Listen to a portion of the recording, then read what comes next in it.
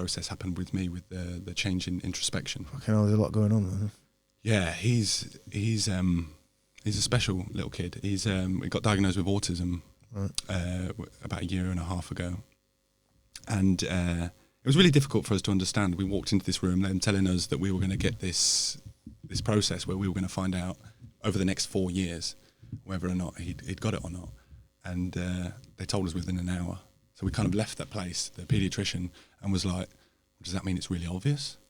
I mean, we'd already noticed little signs, but we thought, we had 2 girls, and people said, oh, boys are slower. Don't worry, boys are slower. Right. And we were like, okay, fair enough. Mm-hmm. We didn't take anything. We didn't, push any of them to do anything or anything like that. Mm-hmm. And then when we came out with this decision that we'd been given, that he'd been diagnosed, we were like, sat in the car, like, I don't really know what to think about that. Wow, it was upsetting. At the same time, it was like, well, it makes a little bit of sense, but it was so abrupt. And I've had some moments with him that are profound, that you can't explain, that I have not been able to have with him. And how old's he now then? He's 5. 5. Yeah. 5. I've had some moments with him that you just think, he seems to know more than what, like, whether he's perceiving things in a different way. Obviously, you know what I said earlier about not being able to see anything through someone else's eyes. You can't, it's difficult to communicate with him. He's getting a lot better at it, but it's difficult to communicate with him. But then sometimes I think he's seeing the world in a different light.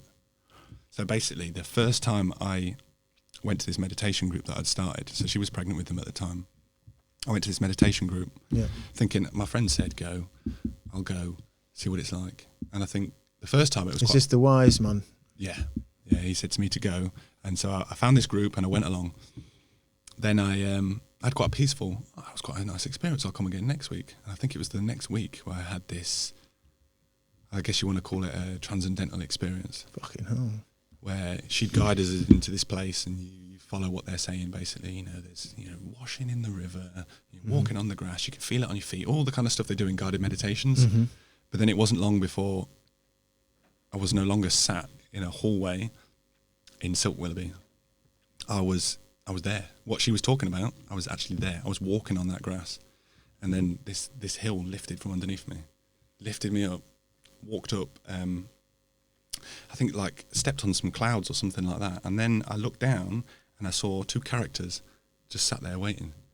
And one was a bear and one was a nun. And then I came out of it. The reason I came out of it was because I could hear like a narration going on, and somebody was talking to me. So I was like, and I started blinking, and then I was in the room again, and I was like, what? Wow.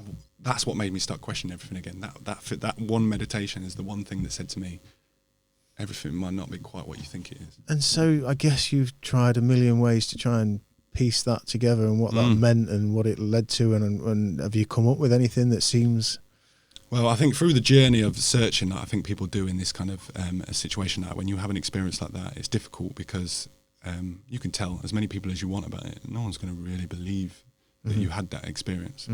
Truth comes from experience. Yeah, first. You can only know that truth for yourself once you've experienced it. Of course. You can't know what it's like to go bungee diving if you've never been done bungee diving. Yeah. Doesn't matter how much YouTube you've watched, you have. Yeah, I think there's a story about a man who was loved papayas, and he loved papayas so much that he had them every day. And then someone said to him, "Oh, have you ever tried a mango? Mangoes are amazing." And then he was, "Oh, mangoes are amazing." So he started talking about mangoes instead of papayas, but yet he'd never tried a mango. Right. So then eventually he would go back to papayas because that truth of the mango never existed within him. Right. Because he'd never tried it. Right. So he had to go back to papayas, and it's only when you experience that he could have actually said, "Yes, the mangoes are better. I'll stay with the mango."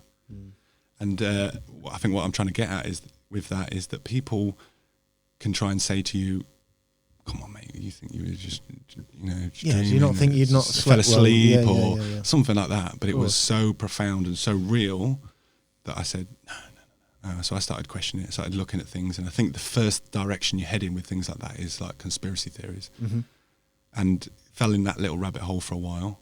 And when I did these meditations, sometimes it would come up again.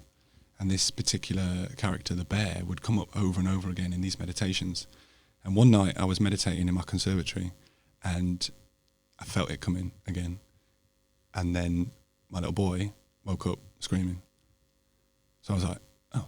I said to I think my missus was laying in bed just resting, and it was late at night. So I said, I'll deal with him. I'll go sort him out. So I sat in the living room with him. We had like one of these salt lamps in there, so it was nice, calm. And I was like, oh, what's up, mate? And he was wearing Jungle Book pajamas, and he just pointed to blue on his pajamas, and like 3 times, and then hid under his blanket. I mean, he carries his blanket everywhere with him, just hid under it. And I didn't push for any more because I thought, I can't push this. So I'm going to ask him. He doesn't even talk. I can't ask him what. But it was just one of those experiences that me and him shared that was like, wow. What? Yeah. The bear. Yeah. And so I was just like,